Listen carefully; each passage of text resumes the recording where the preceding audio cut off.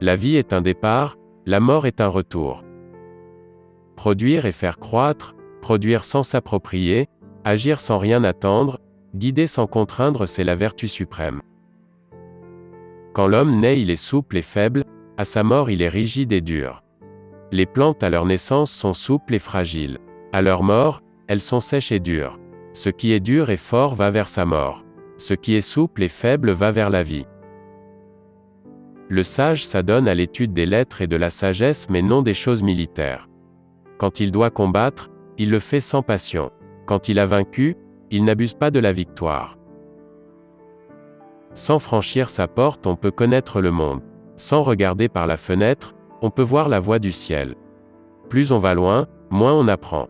Le sage ne marche pas et arrive, connaît sans regarder, accomplit sans agir. On ne doit pas célébrer les victoires et ceux qui les célèbrent sont sanguinaires. Il ne convient pas de répandre les pensées homicides dans le monde. Quiconque, étant devenu riche et puissant, s'enorgueillit, prépare lui-même sa ruine.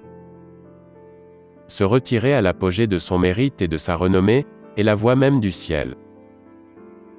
La sagesse n'est point science. La science n'est point sagesse. La bonté n'est point éloquence. L'éloquence n'est point bonté. Les vraies paroles ne sont point belles. Les belles paroles ne sont point vraies. Il ne s'agit pas de se retrancher du monde, de s'enfermer dans une tour d'ivoire, il faut tout savoir, être informé de tout et pourtant rester critique comme si on ne savait rien. Le vrai voyageur n'a pas de plan établi et n'a pas l'intention d'arriver. Plus on voyage au loin, moins on se connaît. Celui qui sait se satisfaire aura toujours le nécessaire. Il n'est rien qui ne s'arrange par la pratique du non-agir. Ce qui est faible triomphe de ce qui est fort. Ce qui est mou triomphe de ce qui est dur. Quand l'homme vient au monde, il est souple et faible. Quand il meurt, il est raide et fort. La raideur et la force sont les compagnes de la mort, la souplesse et la faiblesse sont les compagnes de la vie. 30 rayons convergent au moyeu, mais c'est le vide médian qui fait marcher le char. L'eau peut agir sans poisson, mais le poisson ne peut agir sans eau. Si l'on combat avec un cœur rempli d'affection, on remporte la victoire. Si l'on défend une ville, elle est inexpugnable. Quand le ciel veut sauver un homme, il lui donne l'affection pour le protéger. Il n'est chambre où ne soient percées portes et fenêtres, car c'est le vide encore, qui permet l'habitat. Qui tire orgueil de la richesse et des honneurs, tend l'échine aux calamités. Qui accumule en sa maison l'or et le jade, n'en pourra défendre l'entrée. Qui bat sans cesse un glaive et sans cesse l'aiguise la lame en sera vite usé. L'homme de bien suprême est comme l'eau bénéfique à tout n'est rivale de rien, elle séjourne au bas-fond, dédaigneuse de chacun de la voie, elle est toute proche. Choisis un bon terrain pour ta demeure, choisis le profond pour ton cœur, choisis envers autrui la bienveillance, choisis en parole la vérité, choisis en politique le bon ordre, choisis en affaires l'efficacité, choisis pour agir l'opportunité. J'ai 3 trésors que je détiens et auxquels je m'attache.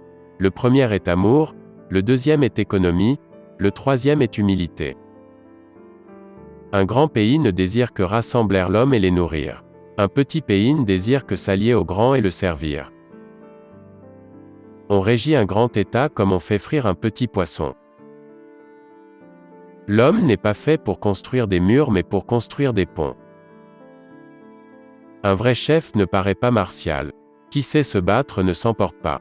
Qui saura vaincre évitera d'affronter. Qui saura manier les hommes s'abaissera. Celui qui s'oppose, se déplace sur sa voie.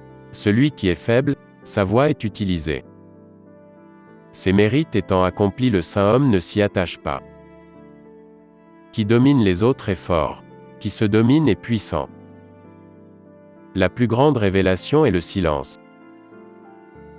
Apprends à écrire tes blessures dans le sable et à graver tes joies dans la pierre. Être courageux sans compassion mène à la mort. Quelle belle conception les anciens avaient de la mort. Repos des bons, terreur des méchants. La mort, c'est l'épreuve de la vertu. Le bonheur repose sur le malheur, Le malheur couvre sous le bonheur. Qui connaît leur apogée respective?